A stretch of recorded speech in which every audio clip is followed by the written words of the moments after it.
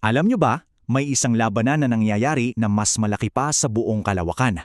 Ito'y isang paglilitis na hindi lang para sa isang tao, kundi para sa buong sangnilikha. At ang pinag-aawayan dito, ang malayang kalooban, ang ating mga pagnanasa at ang mismong batas ng Diyos.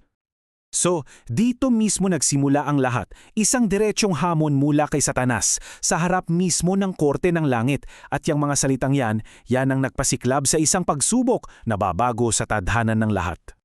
Okay, so sa unang yugto nitong cosmic drama, lahat nagsimula sa isang napakatinding pustahan. At ang sentro ng lahat, ang katapatan ng iisang tao lang, si Job. Ito ang panid ng Diyos. Para sa kanya, si Job ang ehemplo, ang buhay na patunay na ang kanyang nilikha ay kayang-kayang pumili ng tama at manatiling tapat, kahit na walang anumang kapalit. Pero siyempre, may kontra si Satanas. Ang argumento niya, ang katapatan daw ay hindi dahil sa pag-ibig, kundi dahil sa pansariling interes. Sabi niya, sige, alisin mo lahat ng biyaya at makikita natin yung totoong kulay ng pagsunod niya. Para sa kanya, transaksyon lang ang lahat. Okay, so padalalimin natin to. Saan ba talaga nanggagaling yung tension na to? Kasi dito na magkakabangga yung dalawang malakas na puwersa sa loob natin. Ito yung pinakaugat ng lahat eh.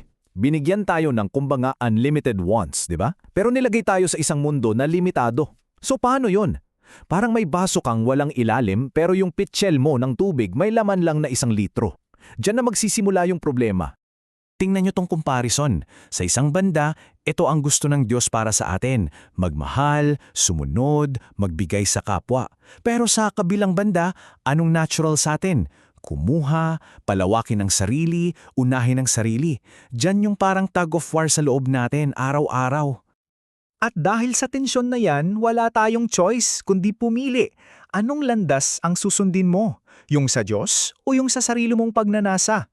Ito yung araw-araw na moral na laban sa isip at puso natin. Okay, so ano naman yung kaso ng prosecution? Pakinggan natin yung mga formal na paratang mismo ni Satanas laban sa batas ng Diyos. Basically, ang sinasabi niya, una, imposible raw sundin ang mga utos ng Diyos, lalo na yung magmahal. Pangalawa, hindi raw fair na parusahan tayo dahil lang sinusunod natin yung naturalesa natin. At higit sa lahat, mali raw na nililimitahan ng mga gusto natin. Kumbaga, para sa kanya, yung batas ng Diyos, tiraniyan, kailangan daw buwagin. At eto na siguro yung pinakamalinaw na summary ng buong akusasyon niya. Sinasabi niya na kahit sino, kahit si Job pa yan, kung may ibang bagay na makakapagbigay ng gusto niya, yon ang sasambahin niya.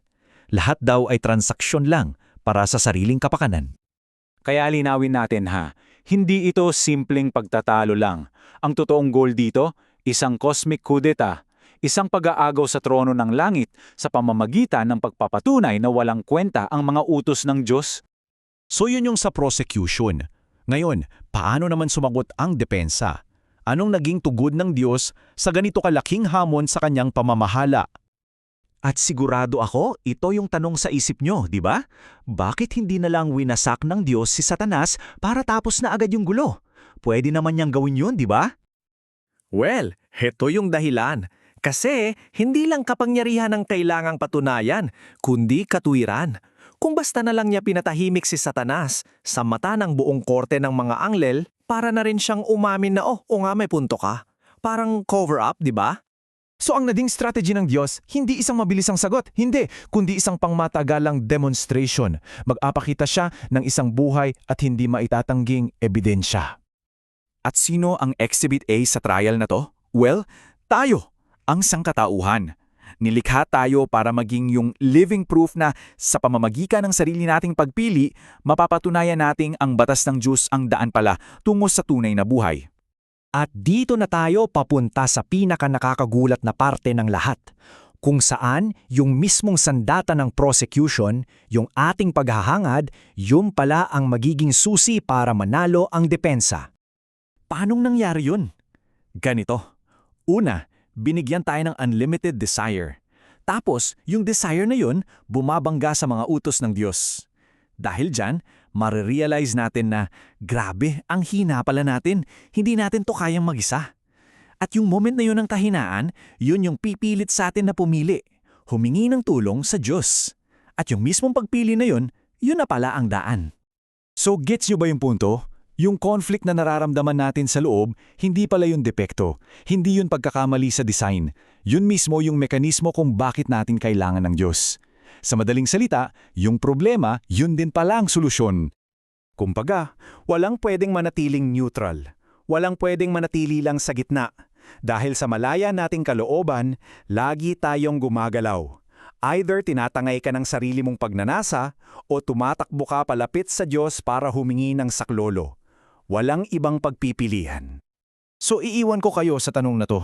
Paano kung yung pinakamalaki nating problema, yung walang katapusang laban sa sarili nating mga gusto, ay siya rin palang tanging daan para maligtas tayo? Isang bagay na seryosong dapat pag-isipan.